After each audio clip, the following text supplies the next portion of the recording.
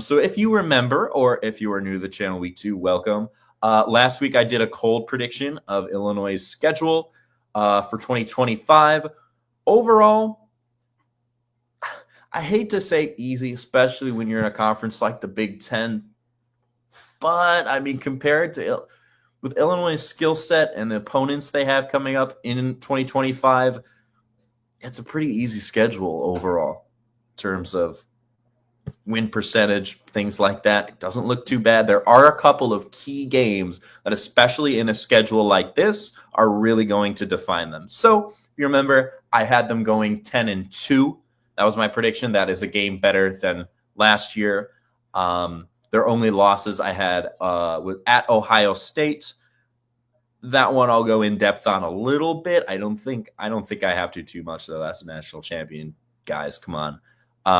And then I picked USC as their other loss, and I'm here to tell you that was a cold react, right? So this week I wanted to kind of look into it a little more, do more research this time, see if I changed my mind about anything. And guys, I think I'm sticking with my initial reactions here. I still am saying that they only have 2 losses. The more controversial one being the USC loss. So I wanted to get a little more into that, do some more research for you guys instead of just seeing that and going, oh, trap game. I mean, I think it is a trap game. It's easy to throw around the term trap games. There's certainly a lot of games on here that could be trap games. I saw a lot of other people calling some other games like Purdue, Washington, Rutgers, all those trap games as well. I mean, it happens, especially in a strange Big Ten where you got to travel to the West Coast half the time, or if you're a West Coast team, travel East Coast, things like that. It's a weird era of college football, right? Because geography is kind of out the window, just super conferences, things like that. But I'll get into that later about how I think the travel will affect Illinois' schedule. But USC, in this part of their schedule, they kind of have a weird back and forth going on here. They are at home week 2, then they are at Purdue week 3, then they are back at home week 4 for Michigan State, and then they are at Illinois week 5, then Michigan. I won't bore you too much with the USC details because we're not here for USC. But all you need to know really is that they're going back and forth between Central/East Coast area and then home. It's kind of odd. And I feel like USC, Oregon, Washington, UCLA, I feel like when we talk about travel in regards to these teams' schedules, I don't think travel's as big of an issue for them actually because they're used to doing that. You guys know what I mean? Like Illinois, they had a 1 game last year, right? They traveled to Oregon for 1 game. This year, they have 1 game out on the West Coast, right? It makes a bigger difference for a team like Illinois who's only going out there once a year. Right, then you get some jet lag in there. You're not used to that. USC is just going to be flying back and forth and back and forth and back and forth. And by the time they play Illinois, I don't think travel will affect them as much as you would think. So that's a big reason. I did also look into it. I don't know if you guys remember when I was talking about the homecoming game. I was a little confused as to the homecoming game was I almost said Central Michigan. That was last year's homecoming game. Western Michigan. I was a little confused if it was Western Michigan or if it was the USC game. It is the USC game, actually. However, that still does not change my opinion, but should be a little bigger crowd for that one than the Western Michigan game. I like that the homecoming game's a Big Ten game. I didn't really like that they did against Central Michigan last year because I felt like that was more done to get an easy win out of that. You guys know what I mean? After that Wisconsin homecoming loss a year prior. So that hasn't really changed my opinion. But again, obviously this is a winnable game. And that's a good what's the word I'm looking for here? Like that's a good sign at least, though. Obviously, I hope they win that game. Obviously, they can win that game. And that's a reason I think that they might. But just, it being the homecoming game, that's not exactly enough to push me over the edge, go, oh my God, well, hold the phone. You know what I mean, guys. I also feel like USC, like out of all the games that you could look at their schedule, trap game, I think USC has the most potential out of all those teams. I know they had a down year last year. They kind of got gutted by the transfer portal, and they're doing okay in the transfer portal this year. Like they'll probably be just I think they'll improve, not by a ton. We're still probably looking at same skill level for the majority of the teams in the Big Ten, right? However, USC did biggest news of the offseason for them. They flipped 2026 QB Jonas Williams. He's one of the top QBs in the 2026 class.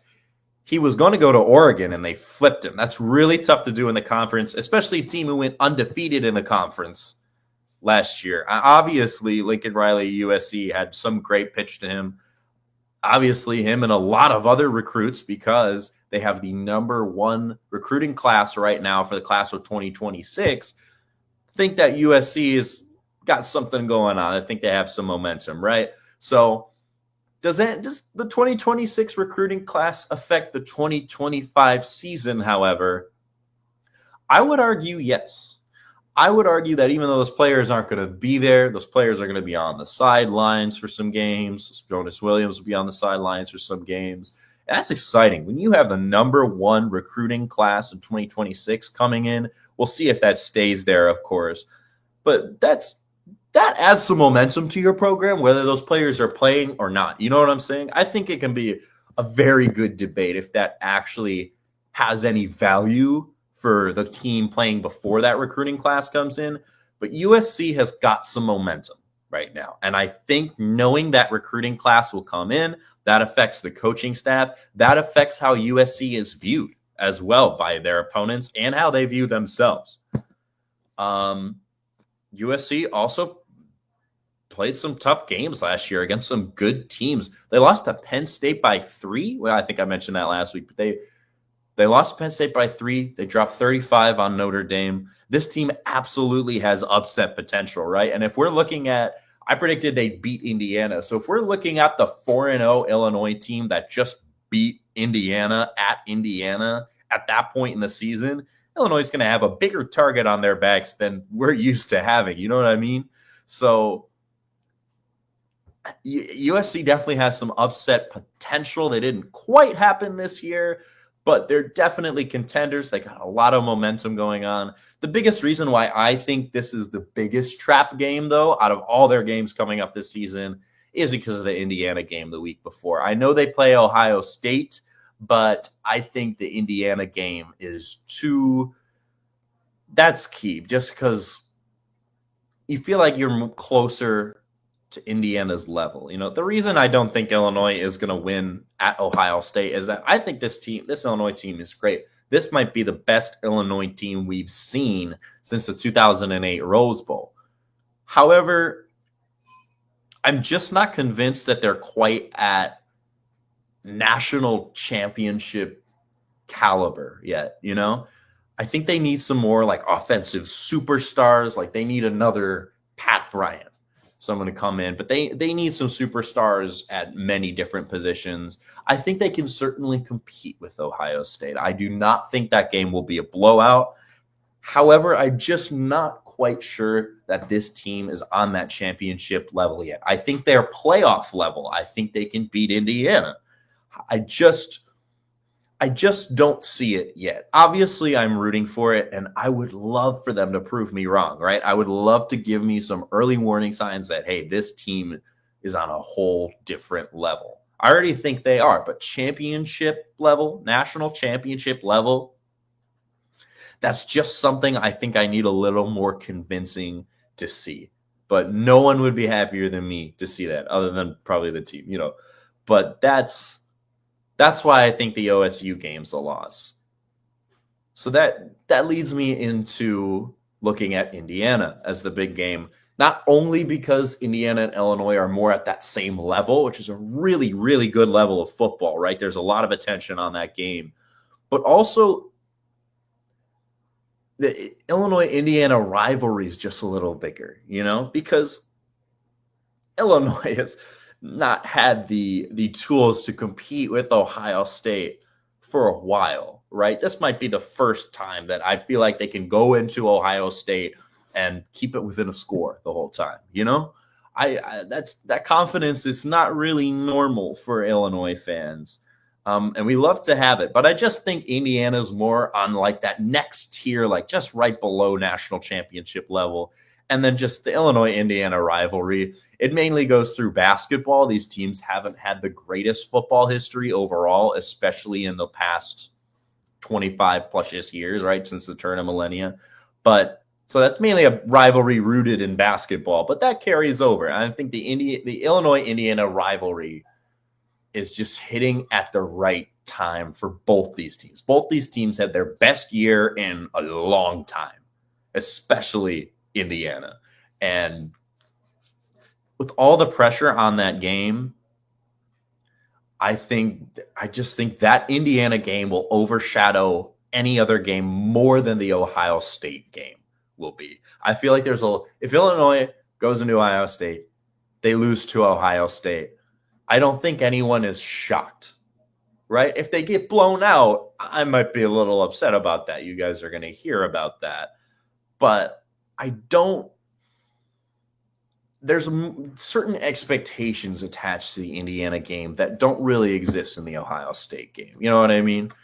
A loss at Ohio State isn't as big of a deal as a loss at Indiana, right? Because if we have a loss at Indiana, okay, now we're looking at this team as a team that needs to basically do what Indiana did last year and just blow everybody out, since they don't really have any other opportunities against ranked teams. The only two teams that were ranked at the end of last year that they play this year are Indiana and Ohio State. And that Ohio State one is going to be really tough, guys.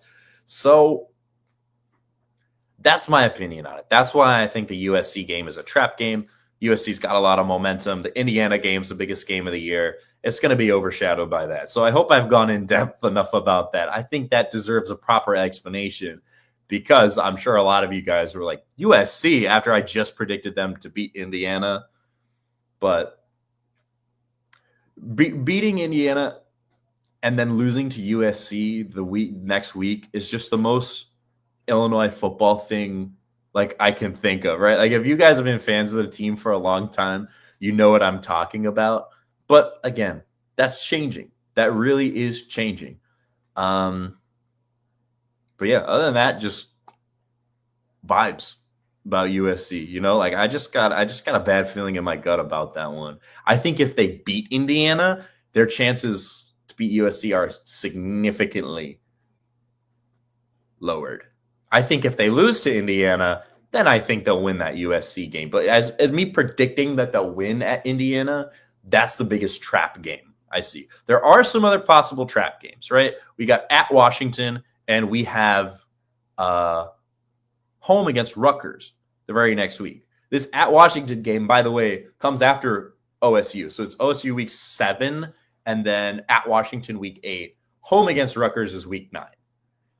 And Washington and Rutgers, those can certainly be looked at as trap games for travel reasons, of course. But I already kind of went into how I think,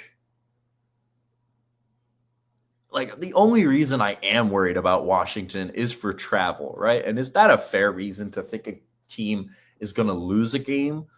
A very, very capable Illinois team? I just don't think that's enough reason. But we'd be silly to overlook it. I do think that travel affects Illinois and these other teams more than it would USC coming to Illinois. You know what I'm saying? Because those four teams out on the West Coast are coming to the Midwest, East Coast a lot. Illinois only got one game out there. At Washington's their only game out on the West Coast because 4 of the 18 teams are out there. The other 14 are in the Midwest and a couple on the East Coast. So I just think travel won't quite get to those teams the same way because they're so used to it. USC's traveling out east 4 times this year. Illinois is doing that once. So I don't want to just say it hits different and leave it at that. But like, you know what I'm guys saying? Like you're more used to it. I'll stop worrying about the travel too much because I don't think they're going to lose at Washington. That is a reason to watch that, though. But I just don't think travel would be the only only reason they would have to lose that game. You know what I'm saying? So that's why I am predicting a win there. That just isn't enough for me. The Rutgers game after Washington, I think, is more of a trap game. But if I'm predicting this as a team that's already lost at home to USC, I don't think they're going to lose another home game. So, and plus Rutgers, just when comparing Rutgers' incoming roster to USC's, I just don't quite see the same firepower. Like Rutgers hasn't really picked up anyone in the transfer portal. USC has got this kind of momentum swagger that they're picking up, I think in large part due to their 2026 class, right? They've been getting some nice transfers. I just don't really see that with Rutgers. And so that's why when those are probably the two most trap game worthy.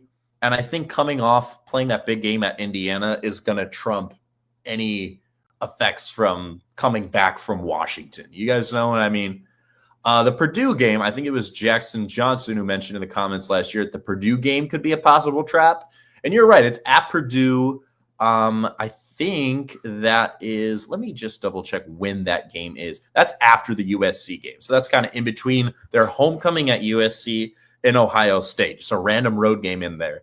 And that's fair. But again, this is a Purdue team that went 0-9 in the Big Ten last year.